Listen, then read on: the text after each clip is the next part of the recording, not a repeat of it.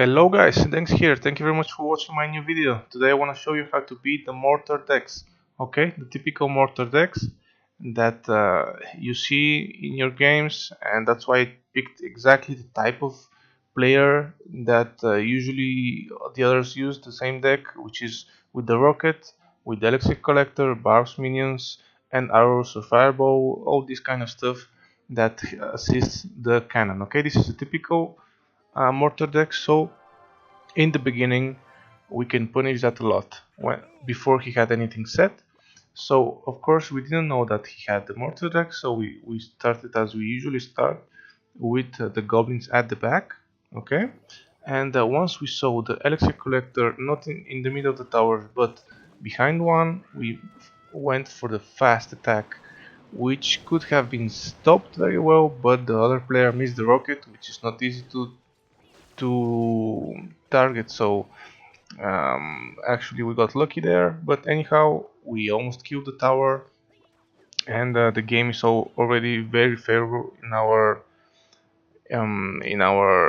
position. But in any case, this is not what I want to show you guys, but what happens next, which is that as soon as he plays the mortar, since we already know he has one after he played the rocket, we put the bomb tower so it soaks the damage that the mortar does, and any other units that appears, you have to deal with it accordingly. But we always have to save 5 6 as much elixir as much as possible, while of course playing efficiently, uh, to whenever the mortar is put, to place one defensive tower or an elixir collector to soak the damage. Okay, so once we play against this typical deck, we have 2 points of attack. Once is against when the mortar is placed, and once is when the elixir collector is placed. So if it's in the front, we try to kill the elixir collector, as I did there with an ice zap that made me hit it twice.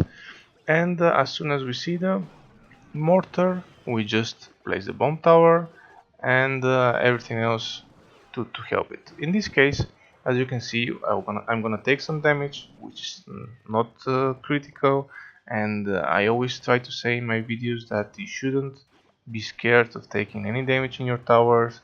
You have to use the HP as a resource.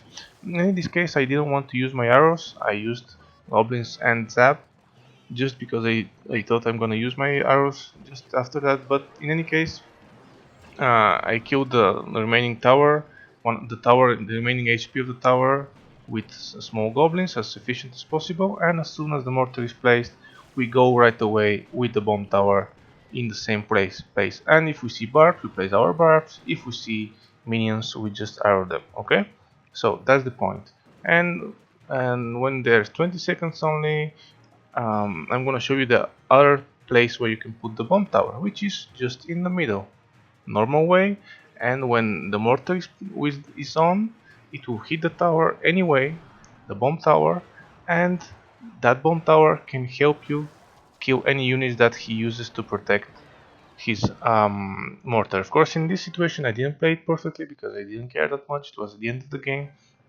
But if you place it a little bit in front and you place the barbs a little to the back, his barbs would have died almost for free. Okay, so that's the idea. Just putting a building as soon as you see the mortar, and from there on, try to punish the elixir collector if it's in the front, to kill it with the hog. If it's in the back, to try to get the tower.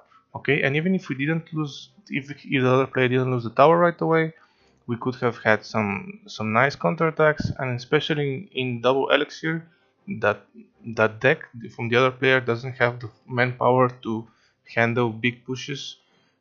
So he would have been in a really bad situation. But most of the time, if he starts placing the mortar in a defensive position, he can draw. But overall, we have to try to get some damage before, but not overcommitting, because if we don't have elixir to put our tower when the mortar is on, we're gonna lose the game. Okay, so thank you very much for watching, guys.